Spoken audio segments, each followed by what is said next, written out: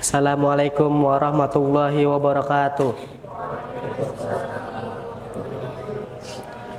Innal hamdalillahi nahmaduhu wa nasta'inuhu wa nastaghfiruh wa na'udzu billahi min syururi anfusina wa min sayyiati a'malina.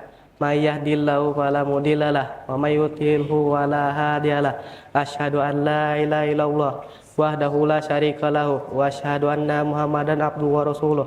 Allahumma shalli wa sallim ala Muhammad wa ala alihi wa ashabihi faman tabi'u bi ihsani ila yaumiddin. Amma ba'du. Ya nasu taqabbukumul ladzi khalaqakum min nafsin wahidah wa khalaqa minha zawjaha wa bassa minhuma rijalan katsiran wa nisaa. Fattaqullaha allazi tasaalu bihi wal arham innallaha kana 'alaikum raqiba. Ya ayyuhalladzina amanu taqullaha wa qulu qawlan sadida yuslih lakum a'malakum wa yaghfir lakum dzunubakum wa may yuti'illaha wa rasulahu faqad faza fawzan 'azima. Amma ba'du. Fa inna asdaqal hadisil kitabullah wa khairal hadi Muhammadin sallallahu alaihi wasallam wa syarrul umuri muhdatsatuha wa kullu muhdatsatin bid'ah wa bid'atin dolalah wa kullu dolalatin finnar. Amma ba'du. Wahai kaum muslimin rahimakumullah, dirinya ana di sini untuk menyampaikan muhadharah singkat berjudul keutamaan salat. Wahai kaum muslimin, marilah kita bertakwa kepada Allah Azza wa Jalla dan menjaga salat 5 waktu serta mengerjakannya dengan penuh ketaatan. Ketahuilah bahwa salat adalah tiang lama, maka tidak akan tegak agama seseorang yang meninggalkan salat dan tidak akan mendapatkan apa-apa dalam agama ini. Apabila seseorang menjaga salatnya, maka hatinya akan mendapatkan cahaya. Demikian pula wajahnya dan kuburannya. Dan apabila dan pada hari kiamat kelak dia akan dikumpulkan bersama orang-orang yang telah diberi kenikmatan oleh Allah Azza wa Jalla, yaitu para nabi, para sidikin, para syuhada, para solihin. Adapun sebaliknya, apabila dia tidak menjaga sholatnya, maka dia tidak akan mendapatkan cahaya dan keselamatan pada hari kiamat. Dan dia akan dikumpulkan bersama Fir'aun, Haman, Qarun, dan Ubay bin Khalaf. Kalian bisa menyanyiakan sholat 5 waktu kalian, padahal sholat adalah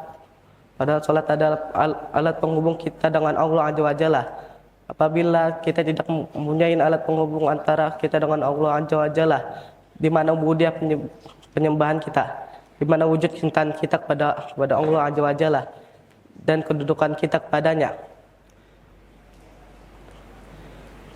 Sungguh celaka dan rugi orang yang ketika mendengar panggilan kepada dunia lalu dia langsung mengerjakannya. Dan apabila dia mendengar seseorang menyeru kepada Allah, hayya 'alas shalah dan hayya 'alal falah, dia merasa berat hati dan berpaling. Baik kaum muslimin, salat berjamaah di masjid itu adalah kewajiban. Apabila dia melaksanakan salat berjamaah, maka dia telah melaksanakan salat dan jaganya. Dan salat berjamaah itu adalah kewajibannya kepada Allah Azza wa Jalla. Apabila dia salat berjamaah, maka dia telah selesaikan kewajibannya kepada Allah Azza wa Jalla. Dan apabila dia meninggalkan jamaah, maka dia berbuat maksiat kepada Allah dan membahayakan salatnya. Sebagian ulama pun mengatakan apabila seseorang meninggalkan salat jamaah, maka salatnya batil, tidak diterima. Dan orang yang meninggalkan jamaah karena pemalas dan lalai, maka keadaan mereka telah disampaikan oleh Allah Azza wa Jalla pada Al-Quran. Wa iza qamu ila sholati wa qamu kussalah. Dan apabila mereka berdiri untuk sholat, mereka berdiri dengan malas. Dan Nabi Muhammad SAW juga bersabda, dan sholat yang dirasa paling berat oleh orang-orang munafik adalah sholat isya dan sholat fajar. Apabila mereka mengetahui berapa besar pahala yang ada pada keduanya, maka mereka akan mendapatinya walaupun dengan merangkak.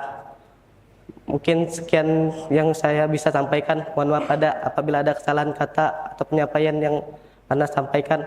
Syukran wa jazakumullahu khairan ala istimamikum wa dimamikum. Assalamualaikum warahmatullahi wabarakatuh.